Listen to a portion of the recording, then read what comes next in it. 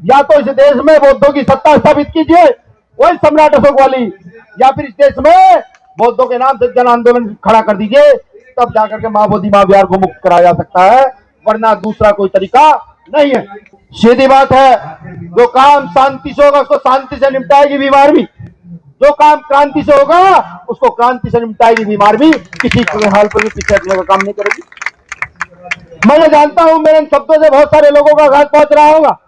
जन आंदोलन के माध्यम से इतना बड़ा आंदोलन खड़ा किया जाए कि यहाँ की सरकारों के प्रशासन के चूड़ हिल जाएगी कौन लोग हैं, लेकिन हम नहीं कर पा रहे हैं। मैं एक आंदोलन याद करूंगा, यहाँ तमाम साथी बैठे हैं, यहाँ शंभू भाई भी उस आंदोलन के साक्षात प्रमाण है,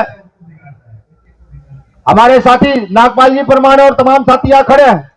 केरिया गुरु रविदास आंदोलन हुआ, गुरुगढ़ तोड़ा गया और गूंज उठी इस देश के अंदर, तो यही दिल्ली के अंदर कम से कम 20,000 बौद्ध, 20,000 क्रिश्चियन ईसाई और 20,000 से ज्यादा सिख यहां मौजूद थे, जिनका संबंध यहाँ की जाति व्यवस्था से मजबूती से रहा।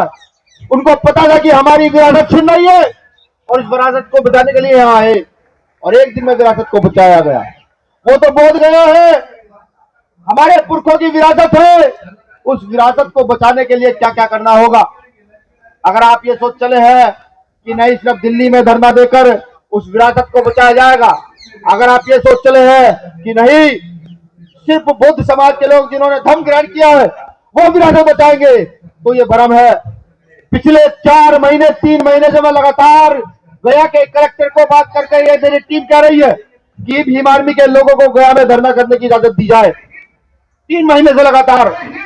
लेकिन जब भी मेरे अध्यक्ष वहां जाते हैं, लगातार डीएम साहब उनको कहते हैं कि तुम बौद्ध समाज के लोग हो ही नहीं। मैं बताऊं कलेक्टर महोदय को कि हमें धर्म ग्रहण किए हो ना किए, हमारे पुरखों ने धर्म ग्रहण किया हुआ है, हमें बुद्धम की औलादे हैं, और तुम चाहे इजाजत दो ना दो लेकिन धरना तो होगा। अगर काश डीएम साहब धरना दे दिए होते, परमिशन दे दिए होते, तो मुझे लगता नहीं कि आपको यहाँ दिल्ली में आने की जरूरत पड़ती। बिहार के गांव इतना बड़ा तांडव किया जाता कि बिहार सरकार के साथ साथ प्रदेश राज्य की देश की सरकार भी याद रखती कितने सारे लोग लाखों लाख कार से निकल कर आए हैं। अभी भीम आर्मी का सेमिनार था, मेरा पूरा मन था कि सेमिनार बोध गया में कराया जाए। बोध गया का जो वो है ऑडिटोरियम, उसमें सिर्फ इलेक्ट्रीशियन का काम बाकी था। जब ये आवाज उड़ी 2 महीने पहले, जब ये शुरू हो गया कि नहीं भीम आर्मी का सेमिनार, राष्ट्रीय सेमिनार यहाँ होगा, तो उस ऑडिटोरियम में काम कराना बंद कर दिया सरकार ने कि इस पर काम नहीं कराया जाएगा अभी। और अंत समय में कहा गया कि इसमें एसी नहीं है, लाइट नहीं है। हमने सोचा कैसे क्या किया जाए, क्योंकि संसाधन विहीन लोग हैं। फिर मजबूरन हमें वो सेमिनार अपना पटना लाना पड़ा। फिर भी हमारे कई हजार कार्यकर्ता जो केरल से आए, कर्नाटक से आए, जो जम्मू से आए, तमिलनाडु से आए, यूपी, महाराष्ट्र, बिहार से वो पहुंचे, वो सब लोग वहां घूमने के लिए गए। मैं सिर्फ ये कहना चाहता हूं कि क्रांति के लिए खड़े होने की आवश्यकता है, और ये भी समझ लीजिए कि अगर जीतना है तो अपना खून तो आपको देना होगा। वो खून चाहे आपको आपके बेटे के रूप में देना पड़े, चाहे आपको अपने भाई के रूप में देना पड़े, देना होगा। मेरे आज भी राजा वैद्यनाथ याद है कि जिसकी हत्या कर यहां से इस देश से बौद्धों का राज समाप्त किया गया, वो मेरे आज भी याद है। जब जब रात को कभी याद करता हूं, याद आता है मंजर, तो मुझे ऐसा लगता है कि जैसे मेरे दादा परदादा के सीने में खंजर गाड़ा गया हो, वो याद आता है। और क्योंकि भीम आर्मी के लोग हैं, पूरा देश ये कहता है कि अग्रेसिव है साहब, अग्रेसिव से पहले पढ़े लिखे लोग हैं, सिस्टम समझते हैं, जानते हैं, फिर जाकर किसी लड़ाई में अपनी टांग को डालते हैं। जब यह आंदोलन शुरू हुआ तो चंद्रशेखर आजाद जी ने सबसे पहले जाकर के पार्लियामेंट में इस आवाज को बुलंद करने का काम किया कि वहां पर ऐसा अत्याचार हमारे लोगों के साथ हो रहा है। मैं जब वहां गया, बोध गया मैं, तो एक मेरी बहन ने मुझे कहा, बहन ही मैं कहूंगा, हालांकि वो चीवा धारण किए थी, कि भाई यहाँ बहुत गलत गलत काम होते हैं, ऐसे ऐसे काम होते हैं जिनकी हवा भी बाहर नहीं जाती, जिनका जानकारी भी बाहर नहीं जाती है। क्या हम लोगों को इस बात को सोचकर दुख नहीं होना चाहिए? क्या हमारे अंदर तड़प पैदा नहीं होनी चाहिए क्या हमें अपनी विरासत को छीनने के लिए मजबूती के साथ खड़ा नहीं होना चाहिए? और अगर ऐसा हम नहीं कर सकते तो मुझे लगता है कि हम सिर्फ बुद्ध का नाम लेने से बुद्धवादी हो नहीं जाते। सीधी बात है, जो काम शांति से होगा उसको शांति से निपटाएगी बीमार भी, जो काम क्रांति से होगा उसको क्रांति से निपटाएगी बीमार भी, किसी हाल पर भी पीछे हटने का काम नहीं करेगी। मैं जानता हूं मेरे इन शब्दों से बहुत सारे लोगों का आघात पहुंच रहा होगा, बिल्कुल पहुंच रहा होगा, क्योंकि मैं जगह जगह जाकर घूमा, मैंने देखा कि जो बातें मैं 5वीं क्लास की किताबों में, 4थी क्लास की किताबों में पढ़ा करता था, वो तो बौद्ध राजाओं ने यहाँ कलाकृतियों के रूप में स्थापित की हुई है। जब मैं सिरपुर गया तो मैंने देखा, जब मैं औरंगाबाद गया तो मैं देखा, जब मैं वैशाली गया तो मैंने देखा कि वो सब अंकित है, लिखा हुआ। फिर हम अपनी विरासत को लड़ने के लिए पीछे क्यों? मैं साफ कहता हूं, यह आंदोलन एक दिन में नहीं जीता जा सकता, लेकिन हाँ, जिस दिन हमने मन बना लिया कि हम अपने घर का एक कतरा खून का इस आंदोलन को देंगे, अपने घर का एक बेटा या बेटी इस आंदोलन के नाम करेंगे, तो इनकी हैसियत नहीं, जो वहां पंडे पुजारी बैठे हैं, एक दिन में उखाड़ कर फेंकने का दम हम उनको रखते हैं, बिल्कुल लगता है। इंतजार करना, इंतजार कीजिए, या तो इस देश में बौद्धों की सत्ता स्थापित कीजिए वही सम्राट अशोक वाली, या फिर इस देश में बौद्धों के नाम से जन आंदोलन खड़ा कर दीजिए, तब जाकर के मां बोधि मां विहार को मुक्त कराया जा सकता है, वरना दूसरा कोई तरीका नहीं है। अभी वहां हमारी महाराष्ट्र की बहनों को पीटा गया, इसलिए जय भीम नमो बुद्धाय कहने पे कोई एफआईआर दर्ज नहीं, किसी को कोई फर्क नहीं पड़ा। क्यों? अगर वहां इसको मानने वाले, धर्म को मानने वाले लोग जाएंगे, उनके साथ अभद्रता होगी तो कोई कहने वाला नहीं है।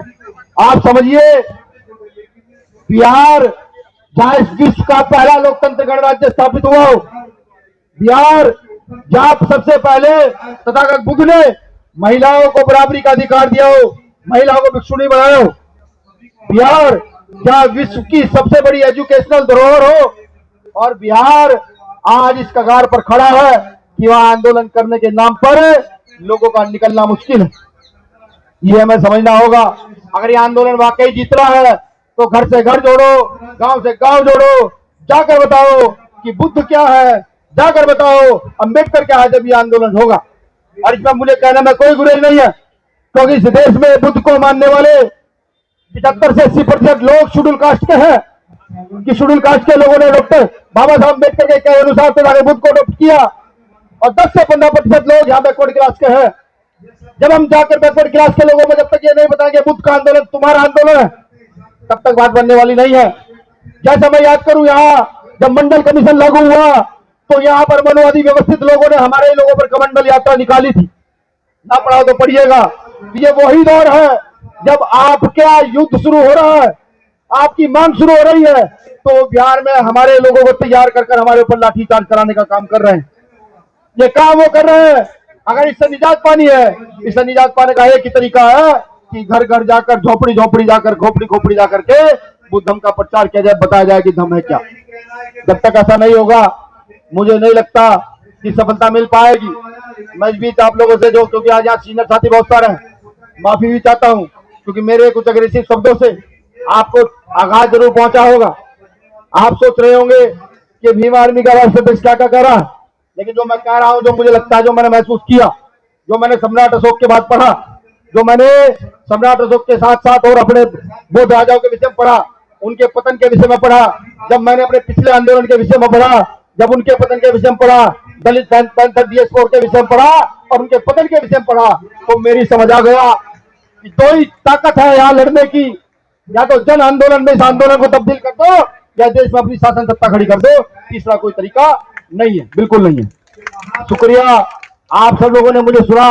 माननीय मंत्री जी, एक मैं वादा करूंगा, मैं ये नहीं कहूंगा कि आज ही BT एक्ट को रद्द करा दिया जाएगा, लेकिन हाँ, BT एक्ट रद्द कराने में जितनी क्षमता, जितनी ताकत भीम आर्मी के पास है, उस ताकत का प्रयोग करके एक दिन BT एक्ट को रद्द जरूर कराया जाएगा। एक निवेदन मैं और करूंगा, क्योंकि मैंने पहले कहा हम संसाधन भी लोग हैं। आप बोध गया के मैदान पर हमें टेंट लगा कर दे दीजिए और 10 दिन का खाने की व्यवस्था कर दीजिए। बस एक टेंट लगा कर दे दीजिए और 10 दिन की खाने की व्यवस्था कर दीजिए। 11वें दिन समाज से कैसे मांगना है वो हम जानते हैं। मैं लिख कर देता हूं, अगर वो आंदोलन वहां से 10 साल में उठ ले जब तक तो बीपीएफ रद्द नहीं होगा तब तक उस आंदोलन को चला कर रखा जाएगा। जब वहां चली जाती है, क्या लगता नहीं आपको कि हम बिखरे हुए लोग? क्या लगता नहीं आपको कि हम इस आंदोलन को सिर्फ ऊपर के मन से लड़ रहे हैं, अंदर के मन से नहीं लड़ रहे हैं? अभी यहां जिक्र हुआ अयोध्या मंदिर का कि सरकार ने फैसला दिया लोग इकट्ठे हुए। ऐसा नहीं है, ये भ्रम है कि सरकार ने फैसला दिया लोग इकट्ठे हुए। वो जानते थे कि अपनी व्यवस्था को कायम किस आधार पर किया जा सकता है। ये हम भी जानते हैं कि अपनी व्यवस्था को कायम किस आधार पर किया जा सकता है। उस व्यवस्था को कायम सिर्फ दो आधार पर किया जा सकता है, तीसरा कोई आधार नहीं है। पहला आधार है डॉक्टर बाबा साहब अम्बेडकर द्वारा लिखित संविधान में निर्मित लोकतंत्र की व्यवस्था कायम करके यहाँ बौद्धों का राज्य स्थापित कर दिया जाए। और बौद्ध सिर्फ बोध गया नहीं, मां बोली जो मंदिर नहीं, छत्तीसगढ़ का सिरपुर भी मुक्त कराया जाए, जहां भी हमारे हजारों बौद्ध दफन है वो भी मुक्त कराया जाए। और दूसरा तरीका है जो इस देश की प्रथा रही है, व्यवस्था रही है,